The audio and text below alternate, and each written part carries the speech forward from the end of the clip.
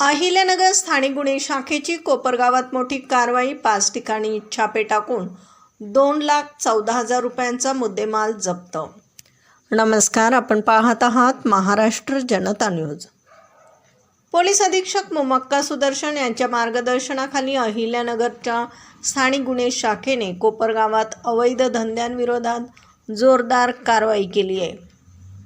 स्थानिक गुन्हे शाखेचे पोलीस निरीक्षक संतोष मुटकुळे यांच्या पथकाने 1 ऑगस्ट रोजी कोपरगाव शहर आणि तालुका पोलीस स्टेशनच्या हद्दीत 5 वेगवेगळ्या ठिकाणी छापे टाकलेत। या कारवाईत गुटखा विक्री आणि जुगाराशी संबंधित 11 आरोपींवर 5 गुन्हे दाखल करण्यात आलेत। या धडक कारवाई दरम्यान पोलिसांनी 2,14,772 रुपयांचा मुद्देमाल जप्त केला आहे।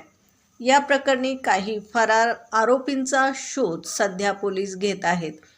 जिल्ह्यातील अवैध धंदे समूळ नष्ट करण्यासाठी स्थानिक गुन्हे शाखेची ही मोहीम यापुढेही अशीच सुरू राहील, असा इशाराही प्रशासनाने दिला आहे। प्रतिनिधीसह महाराष्ट्र जनता न्यूज, अहिल्यानगर।